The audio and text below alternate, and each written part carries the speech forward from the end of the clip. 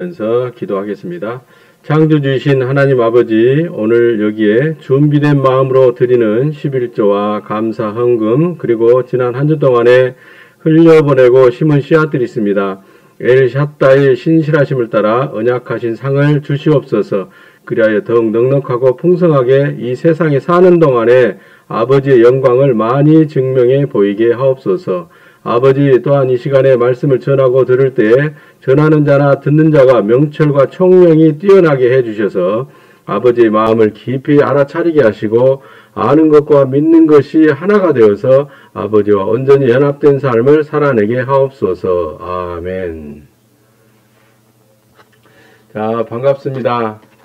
그래서 우리가 하루하루를 살아갈 때 언제나 우리 하나님 아버지의 아들로서 또 하나님께서 바라고 원하시는 삶을 살아내는 데 있어서 항상 성공할 수는 없지만 가능하면 많이 성공하려고 애를 쓰시고 신경을 많이 쓰시고, 그래서 우리 아버지의 놀라우신 일들이 저와 여러분 그리고 소망향구 안에 우리들의 삶 속에 많이 증명되어졌으면 좋겠습니다. 오늘은 이제 지난주에 예고해드린 대로 성분에 관한 얘기를 하려고 했는데 그에 앞서서 존재에 관한 얘기를 해야 될 것 같아서 존재에 관한 얘기를 같이 좀 나누도록 하겠습니다. 소리가 너무 오늘은 하나님의 나라 8번째 시간입니다. 존재와 성분. 이 존재와 성분이라는 이 주제의 이 설교, 공부, 강의는 여러분들이 여러 번 들으셨을 거예요. 저도 마찬가지로 여러 번 했습니다. 거의 1년에 한 번 정도는 한 것 같아요. 2019년도에도 18년도에도 작년에도.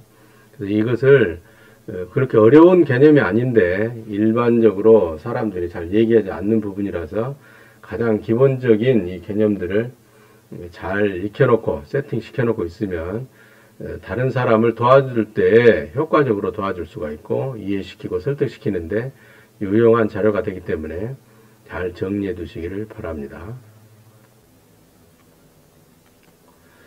존재에 대한 정의, 기본 정의에 있어서 우리가 먼저 좀 봐야 될 말씀이 잠언서 15장 3절 말씀하고 로마서 7장 20절 말씀입니다.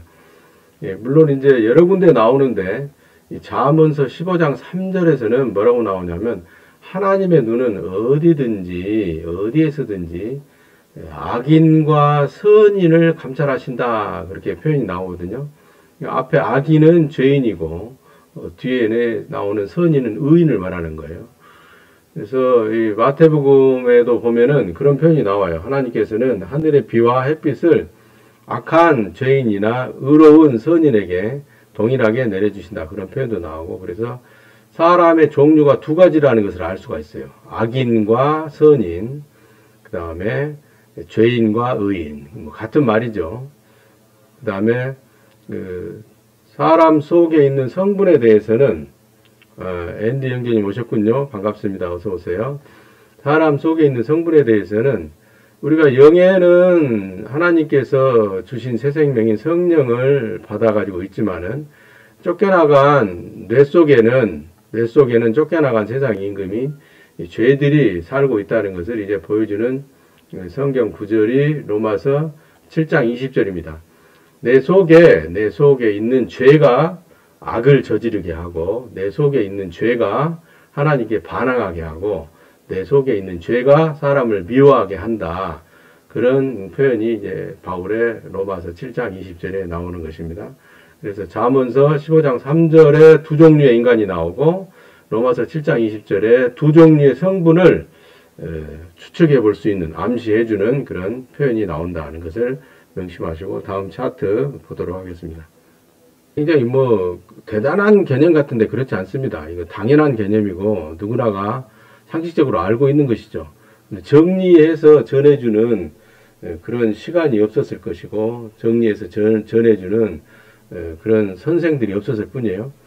여러분, 살아있는 모든 것은 고유한 형체를 가집니다. 이게 가장 기본적인 하나님의 창조의 질서의 그 키포인트입니다. 이게 살아있는 모든 것은 고유한 형체를 가진다.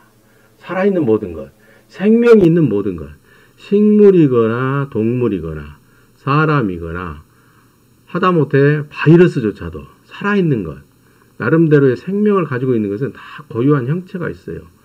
그래서 지금 2019년도부터 이 팬데믹 코비드 19 사태가 지금 온 인류를 힘들게 하고 있는데, 사실은 하나님이 인류를 힘들게 하고 계시는 거죠. 이 균을 사용하셔서, 바이러스라는 균을 사용하셔서 하나님께서 사람을 괴롭게 하신다.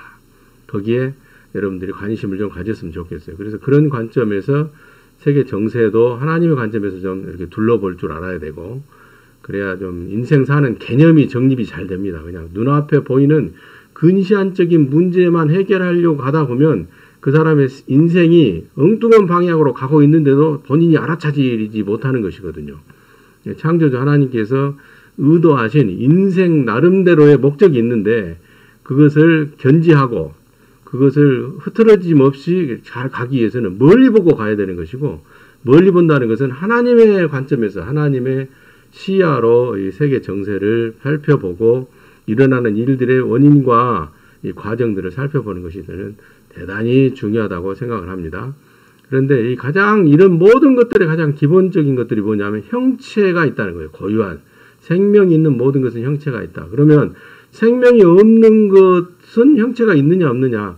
물론 생명이 없는 것들도 그 금속은 금속 나름대로, 어떤 특수한 재질은 특수한 재질 나름대로의 그 결정체의 구조를 가지고 있습니다. 그런데 우리가 관심을 가져야 될 것은 살아있는 모든 것, 생명체는 다 고유한 형체를 가지고 있다.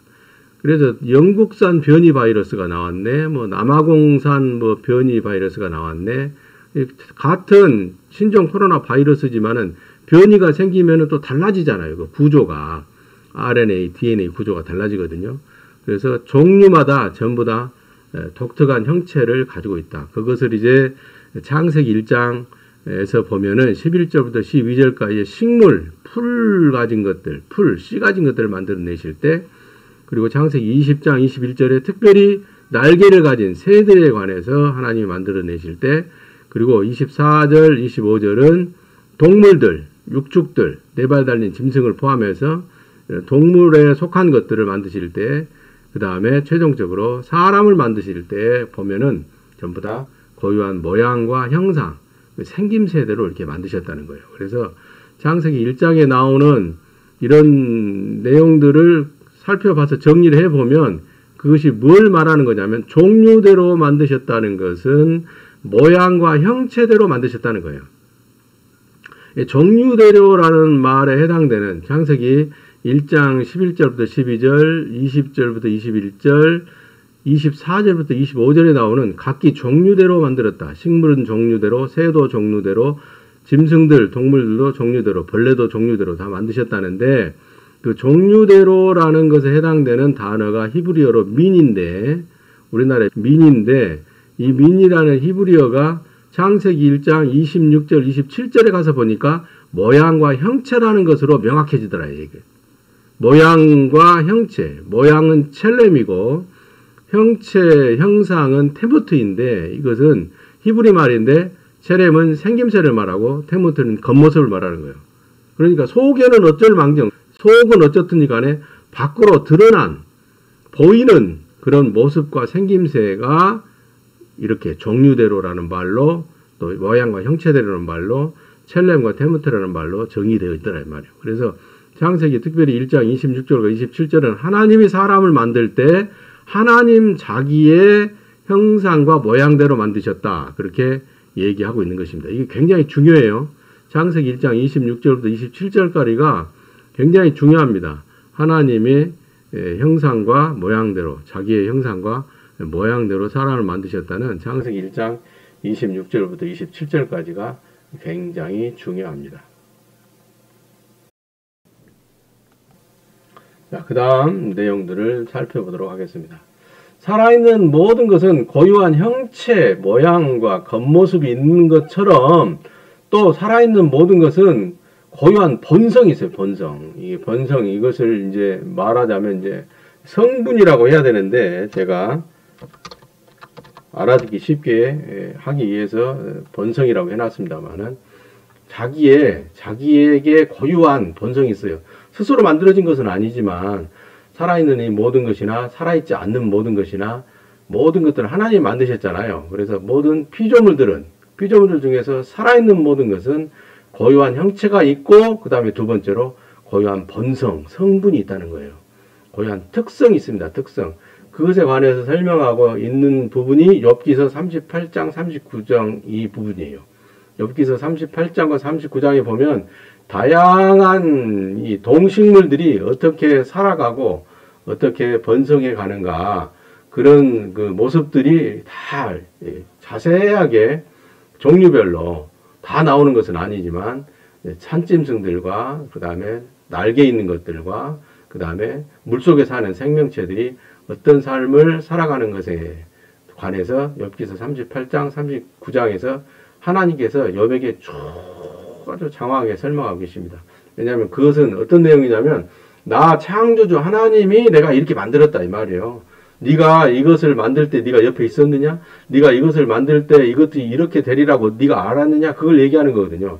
주권자가 바로 나라는 것을 하나님께서 쭉 설명하는데 욥기서 38장과 39장이 나옵니다. 여러분 욥기서의 핵심은 욥기서 38장부터 욥기서 42장까지예요.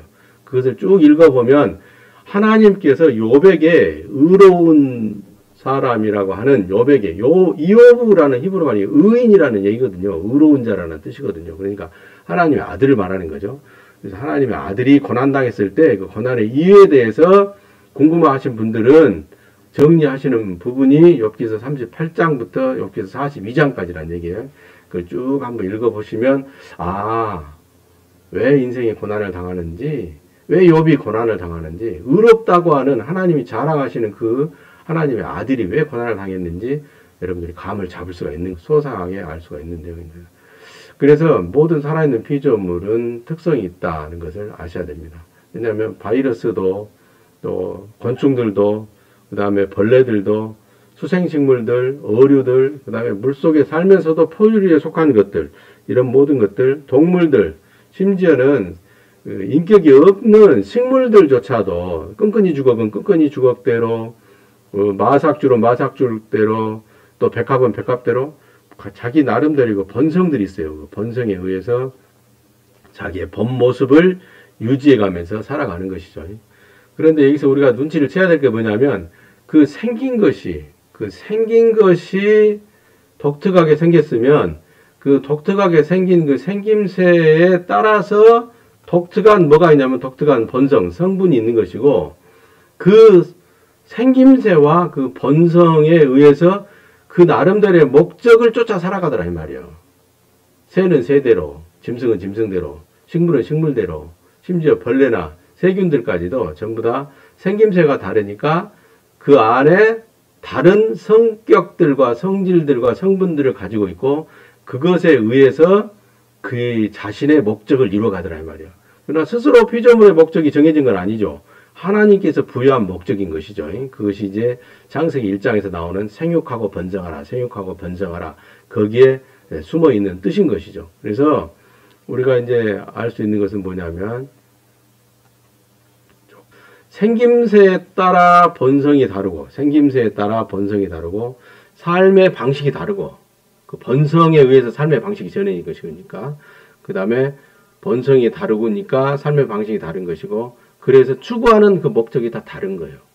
그래서 개는 개의 목적을 위해서 사는 것이고, 하나님께서 부여하신 그 번성대로, 하나님께서 만드신 그 모양대로, 하나님께서 부여하신 그 생육하고 번성을 하는 그 목적대로 사는 것이에요. 식물은 식물대로, 새는 새대로, 사람은 사람대로, 이렇게 하나님께서 지정하신 목적대로 하나님을 위해서 살아가는 것이 피조물의 본질이고 피조물의 본래의 목적인 것입니다. 그래서 지금 우리가 지금 정리한 게 뭐예요? 생긴 것이 다르면 성격도 다르고 그 안에 본성적인 성분도 다르고 그것으로 말미암아 무엇이 일관된 목적을 위해서 살아가더라. 그걸 지금 잘 정리하는 것입니다. 생김새가 중요한 거예요. 개처럼 생겼으면 개처럼 살고 개의 목적을 이룬다. 강아지 풀은 강아지 풀대로 생겼기 때문에 강아지 풀의 속성대로 살면서 강아지 풀의 인생을 살아가더라.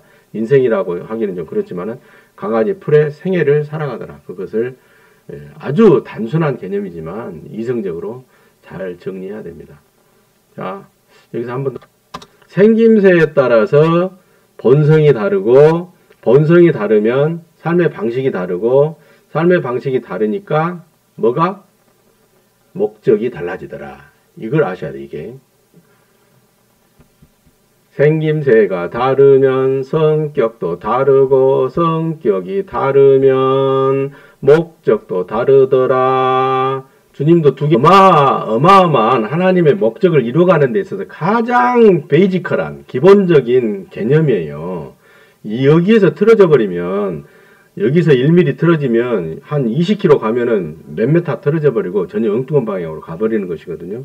그래서 이 존재와 이 성분에 대해서 여러분들 잘 정리하고 있어야, 이런 기본적인 개념들이 잘 정리되어야만이 차원 높은 하나님과의 협력이 이루어지는데 전혀 부족함이 없어요. 입니다. 그 다음에 이제 형체, 성분, 삶의 방식, 목적, 이게 정리됐으면, 이제 그 다음에 우리가 알아야 될 개념이 뭐냐면, 존재라고 하는 거예요. 살아있는 것이 영적일 때 존재라고 하는 거예요. 살아있다고 해서 식물, 개, 코끼리, 이런 것도 살아있죠. 아메바, 바이러스균, 이런 것도 살아있죠. 세포가 있고, 활동을 하고, 번성을 하니까. 생김새도 다르고, 그 안에 번성도 다르고, 그 안에 성분도 다르고, 살아가는 방식도 다르고, 목적도 다른데, 그런 것들이 살아있지만은, 그것들이 영적일 때 존재라고 한다고요. 영적일 때. 영적일 때 존재라고 하는 거예요. 그러니까, 영적이지 않으면은, 걔한테는 존재라고 해요, 안 해요?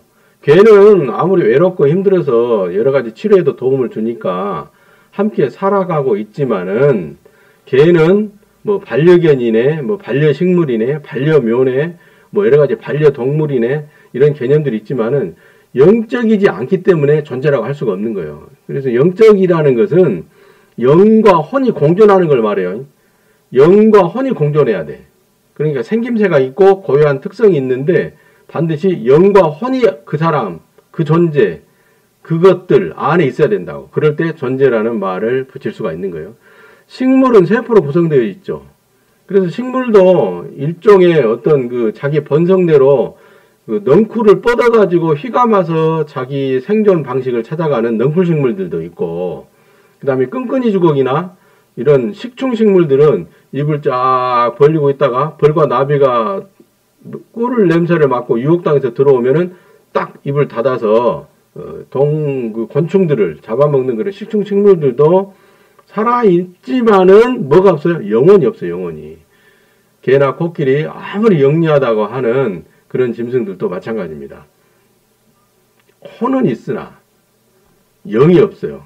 식물들은 세포로 구성되어 있으나 그 본성을 가지고 있으나 영혼이 없고, 동물은 혼은 있지만은 영이 없어요. 그래서 존재라고 할 수가 없는 거예요. 그래서 좀 사람들이 집에서 자기 모습을 갖고 있는 혼과 영이 있는 영적인 존재가 세 가지 종류가 있는데, 사람과 천사와 창조주라는 거예요.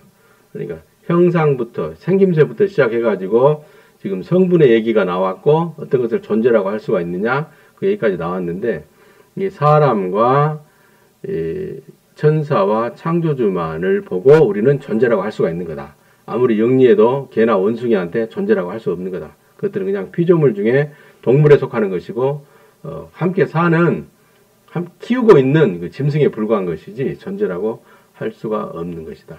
이거 잘 정리했으면 좋겠습니다. 그 다음, 창조 질서가 완전하던 때 그 존재들, 타락 전이죠. 주는 거예요. 그런 존재들은 어떻게 알 수가 있냐. 존재는 아까 우리가 봤죠? 영혼이 있는, 영과 혼이 공존하는 그걸 보고 이제 존재라고 할 수가 있는데, 창조주 하나님은 주권자이시죠. 영혼을 갖고 계신 분이고, 영적 형체를 갖고 계신 분이고, 그다음에 본성을 갖고 계신 분이에요. 사랑과 선의 그 본성을 갖고 계신 분이죠. 그 다음에 두 번째 존재가 뭐냐면, 피조로서의 천사들은 심부름하는 종들입니다. 이 심부름하는 종들은 역시 의지를 발휘할 수 있는 영혼을 가지고 있고, 영적 형체를 가지고 있어요. 그러나 하나님과 천사는 육체의 몸은 없는 거죠. 가시적인 몸은 없는 거예요. 만질 수 있는 몸은 없는 거예요. 그러나 영적인 형체는 하고 있다. 사는 하고 있다. 사람은 영혼도 가지고 있고 영적 형체에 덧입고 있는 육적 형체도 가지고 있어요. 몸을 가지고 있죠. 몸을. 그리고 본성을 가지고 있는데 그 본성은 창세기 2장 7절에서 말하는 양심과 의지라는 거예요. 창세기 2장 7절에서 여호와 하나님이 흙으로 사람을 지으시고 생기를 그 코에 불어넣으시니 사람이 생명이 된지라 이렇게 해놨는데, 그리고 천사에 관해서는 이제 히브리서 1장 14절에 말씀해 놓은 것이 있고, 그런데 여기 생기라는 것은 너샤마 하이입니다. 너샤마 하이. 이 너샤마 하이라는 것은 살게 하는 숨결을 말하는 거예요. 너샤마가 호흡, 숨결이거든요. 하이는 살아있는 존재를 말하는 것이고. 그래서 이 생기는 호흡도 주셨지만은 뭣도 주셨냐? 이성을 주신 거예요. 이성을. 분별할 수 있고 선택할 수 있는 그런 능력을, 기능을 가진 이성을 부어 넣어 주신 거예요. 그래서 이제 그 사람이 뭐가 되는 거예요? 생명이 된 거예요. 영적으로 살아가는 존재가 되겠어요. 그 말이 이제 네페시 하이라고 창세기 2장 7절에 나오는데, 이 네페시 하이라는 이 히브리 말은 영혼을 가진 존재. 그 다시 말해서 쉽게 말하면 이성적인 존재가 되겠다 이 말이에요. 이성적인 존재. 분별과 판단을 하고 뭔가 선택하고 그에 따른 책임을 져야 되는 그런 존재가 되겠다는 거죠. 창세기 2장 7절에서 말하는 이 네페시 하이가 되게 한 너샤마 하이는 이성을 말하는 것이다.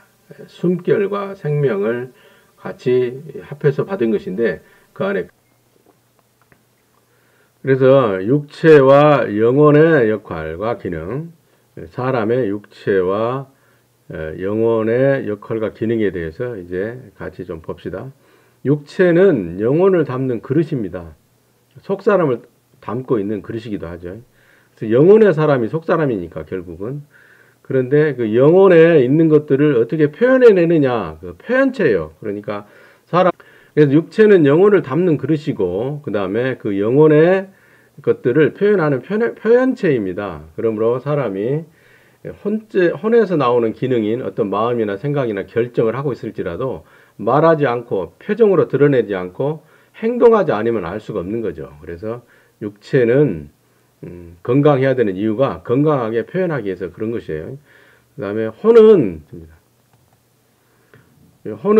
이 마음과 지식, 그리고 생각, 감정, 의지, 분별, 결정, 선택, 이런 기능과 역할을 하는 보이지 않는 영역이 곧 혼이에요. 혼.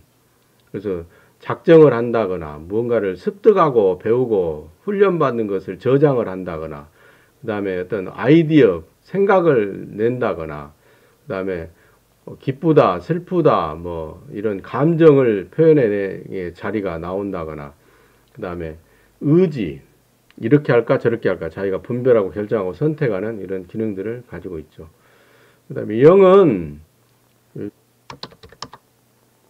주권자, 지배자에게 속했다는 이 보증이 됩니다. 보증. 이 영은. 그러니까 소속을 결정하는 거예요. 소속을.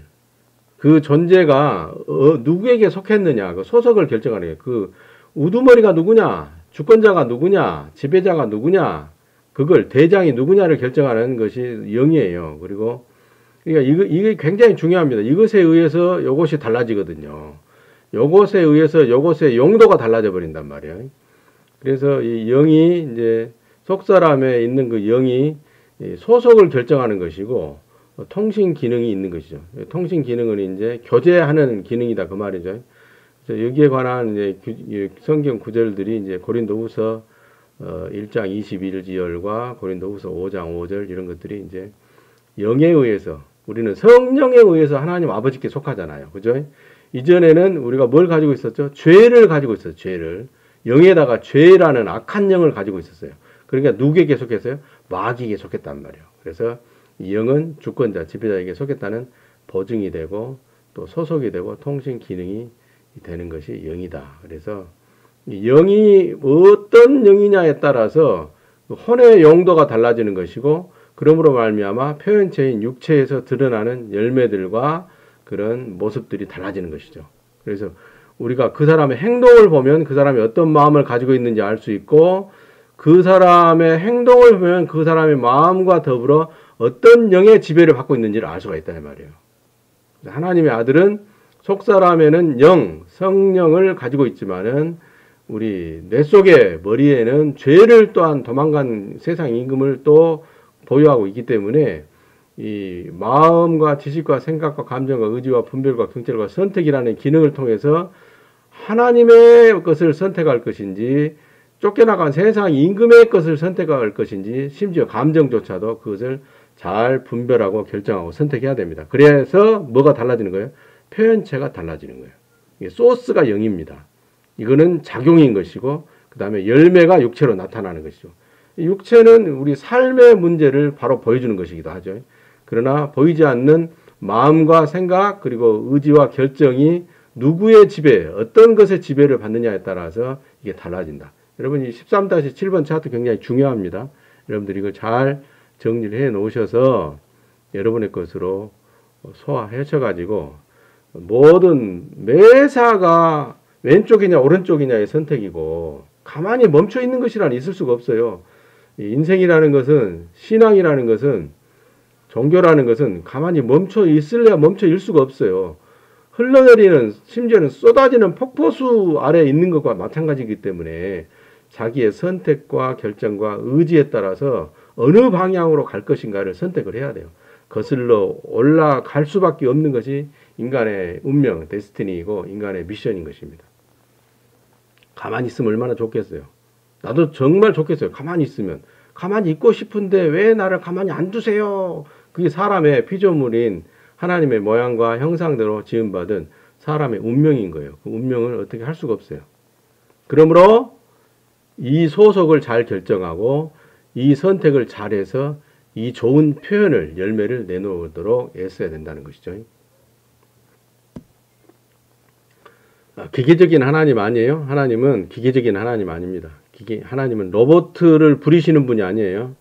하나님은 인공지능 하나님이 아니에요. 하나님은 의지와 선택을 존중하시는 분이에요. 항상. 모든 것이 하나님의 말씀의 기준에 의해서 어떤 것을 선택하느냐에 따라서 달려 있어요. 그 다음 차트, 마지막 차트 보도록 하겠습니다.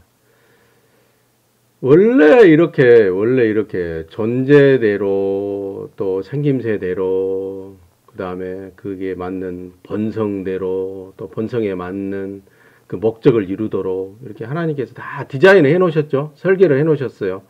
영어로 말하면 오더를 해 놓으셨어요. 오더, 명령을 해 놨어요.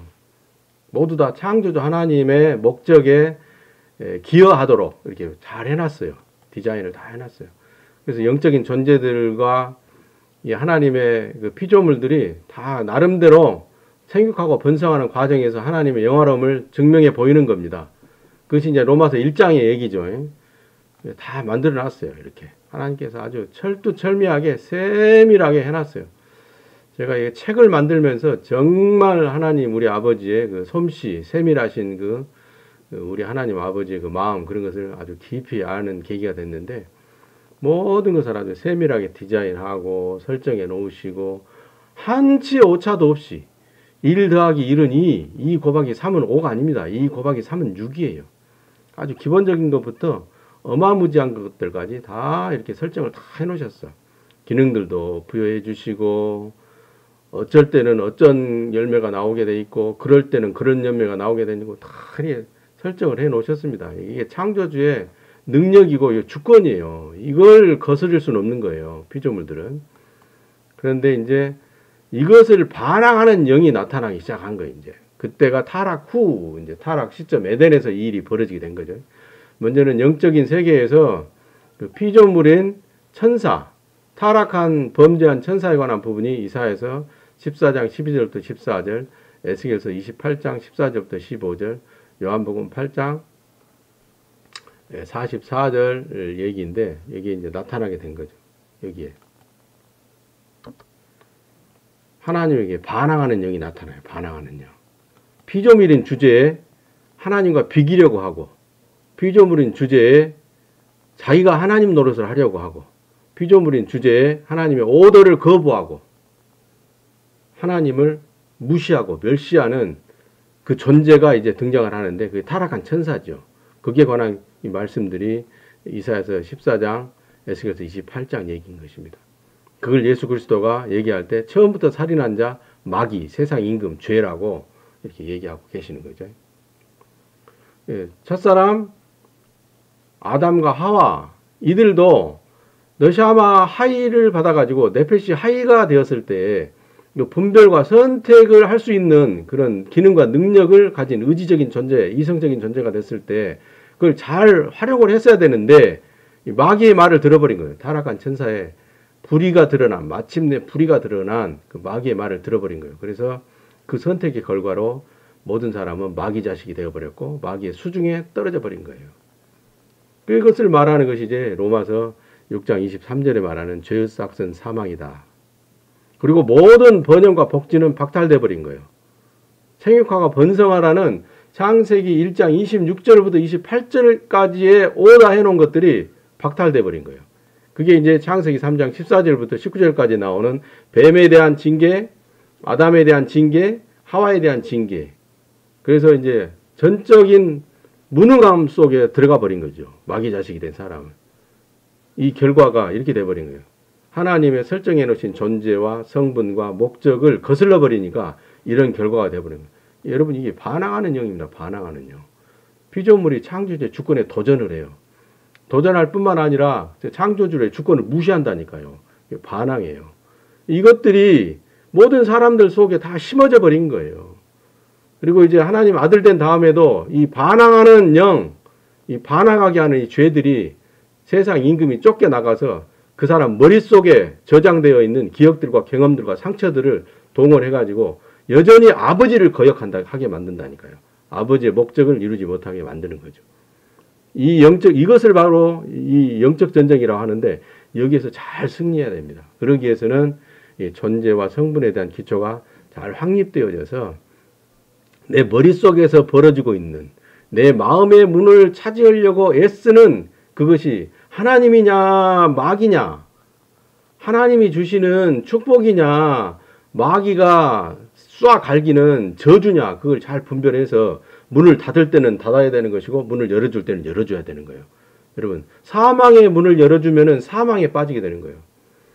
그러나 생명에게 문을 열어주면 생명을 얻게 되는 것이고 하나님께서 주시는 복의 문을 열어주면 복이 왔을 때 문을 열어주면 하나님의 말씀이 왔을 때 문을 열어주면 내가 복을 받게 되는 것이고 하나님의 순종하게 하는 말씀이 왔을 때 문을 열어주면 내가 순종함으로 말미암아 그 상급을 얻게 되는 것이고 만약에 불순종하게 하고 거역하게 하고 원수가 와서 가라지를 내 마음에 뿌리고자 할 때 그걸 내가 문을 열어줘 버리면 내 안에 가라지로 말미암은 열매가 열리고 내 삶이 황폐하게 되는 거예요. 그것이 창세기 4장 6절 7절에서 가인에게 하나님이 하신 말씀이에요. 죄가 네 마음의 문에 엎드리지만은 너는 그 죄를 거절하고 죄에게 문을 열어주지 말고 나에게 문을 열어주어라. 생명의 문을 열어주어라. 복의 문을 열어주어라. 할렐루야. 그래서 이 존재와 성분의 기본 개념들을 잘 정리하면 이제 성분 분석을 할 수 있는 그런 단계까지 들어가게 되는 거예요. 그래서 여러분의 생각 속에서 일어나는 이 다툼, 갈등 이런 것들을 잘 정리해서 누구와 연합할 것인지, 하나님과 연합할 것인지, 마귀와 연합할 것인지, 하나님의 말씀과 연합할 것인지, 마귀의 꾀임에 연합할 것인지 그것을 아주 잘 하게 되는 고차원적인 신앙생활 가운데에서 하나님과 마음의 교제를 가감없이 나눌 수 있는 그런 축복된 아들로 장성한 아들로 자라갈 수가 있는 거예요. 할렐루야. 그래서 다음 주에는 이제 우리가 뭘 보게 되냐. 좋은 선택을 위한 성분 분석. 원래 이걸 하려고 했던 것인데 존재에 대한 정의가 먼저 좀 선제적으로 있어야 될 것 같아서 존재에 대한 얘기를 나눴던 것입니다. 오늘 이제 나눈 것에 이어서 다음 주에는 좋은 선택을 위한 성분 분석. 그래서 새 열매를 맺기 위해서는 내가 창조주 하나님의 결작품으로서 예수 그리스도가 한 일을 하고 그보다도 더 큰 일을 더 많이 하기 위해서는 이 성분 분석을 잘 해야 돼요. 이 성분 분석이 잘 이루어지면 이것으로 말미암아 영적 전쟁에 승리할 수가 있는 거예요. 원수를 밟아버리고 하나님의 아들로서의 본분에 충실할 수 있는 거예요. 그럴 때 우리에게 약속하신 상이 차고 넘칠 줄로 믿습니다. 모든 것이 존재에서부터 하나님의 예리하시고 세밀하신 이 존재에서부터 시작되는 거예요. 존재에 대한 기본 정의, 다 독특한 모습을 가지고 있다. 그 독특한 모습이 모양과 형체대로라는 것으로 정리되어지더라. 사람은 하나님과 똑같은 생김새대로 만들어졌더라. 왜 그러죠? 아버지와 아들은 생긴 것이 기본적으로 같잖아요. 생긴 것이. 그러므로 소는 송아지를 낳는 것이고 말은 망아지를 낳는 것이고 개는 강아지를 낳는 것이고 신종 코로나 바이러스도 세포 분열을 통해서 똑같은 바이러스를 만들어내는 것이고 그런 것을 존재학이라고 저는 감히 이름을 붙일 수가 있는 거예요. 아주 단순한 것이고 다 아는 상식적인 개념이지만 이렇게 정리하면 학이 되는 거예요. 학문이 되는 겁니다. 그래서 살아있는 모든 것들은 고유한 형체가 있는 만큼 또 거기에 특별한 고유한 본성, 성분, 특성들을 가지고 있더라. 그리고 그 특성에 의해서 그 목적을 이루는 삶의 방식, 그것들이 다 달라지더라. 작용들이 달라지더라. 능력들이 다 달라지더라. 그래서 영적이라고 하는 것들이 존재라고 한다. 그래서 개는 존재가 아니다. 아무리 예뻐도 개는 존재가 아니다. 물고기나 곤충이나 식물들은 존재라고 할 수가 없는 거다. 존재는 혼과 영이 가지고 있어야 된다. 자기 모습을 갖고 있으면서 혼과 영이 가지고 있는데 그래서 존재라고 할 수 있는 것은 사람과 천사와 창조주 하나님인 것이다. 세 가지 존재 공통점이 뭐예요? 생김새가 다 같죠. 천사는 하나님의 심부름 해야 되니까 하나님과 똑같아야 되는 거예요. 하나님을 대리를 해야 되니까 똑같은 거죠. 사람은 하나님의 아들이 될 요량으로 만드셨기 때문에 하나님의 형상대로 똑같이 만드셨기 때문에 생김새가 똑같습니다. 사람과 천사와 창조주 똑같습니다. 이런 얘기를 일반적인 교회에서는 하지 않는 얘기들이죠. 이런 얘기하면 이상하다고 그러고 하나님은 영이시니 그렇게 잘못 만들어진 그 책대 내용을 주장하고 억지를 부리는 것이죠. 그러니까 교회가 이렇게 황폐화되어지고 하나님의 쩌다카가 교회에서 떠나버린 것이죠. 그래서 유럽의 교회부터 시작해가지고 북미 대륙의 교회들까지 교회가 교회답지 못해지고 여러분 지금 이 팬데믹 상황 속에서 여러분들이 뭘 보실 줄 알아야 되냐면 하나님의 쩌다카를 볼 줄 알아야 돼요. 하나님의 공의로우심. 그래서 100년 전에 스페인 독감으로 5천만 명이 죽었는데 다시 100년 만에 온 지구상의 인류가 고통받는 이 바이러스, 똑같은 바이러스입니다. 종류만 다를 뿐이지. 감기나 마찬가지거든요. 이 신종 코로나 바이러스도. 스페인 독감도 1918년도에 나타났잖아요. 그래서 이 신종 코로나 바이러스도 2019년도에 나타나요. 100년 만에 다시 이게 반복되는 거예요. 그리고 이 신종 코로나 바이러스로 말미암아 고통받고 있는 나라들 사망자 숫자가 어디가 많은지를 보시라고. 전부 다 여러분 기독교 국가예요. 기독교 국가. 영국, 스페인, 이태리, 독일, 프랑스, 스웨덴, 미국 아주 치욕스러울 정도로 특히 미국은 얼마나 그 후진성과 인권을 무시하고 환경을 무시하는 그 대통령이 4년 동안 다스리면서 얼마나 세계를 후퇴시켜버렸는지 그걸 여실히 증명되어지고 있잖아요. 바이든이라는 세계 인권을 중요시 여기고 세계 지도자로서의 바른 모습을 갖춰가려고 하는 대통령이 이제 취임하고 나서 미국의 사망자 숫자가 이제 진정세를 보이고 있는 것이죠.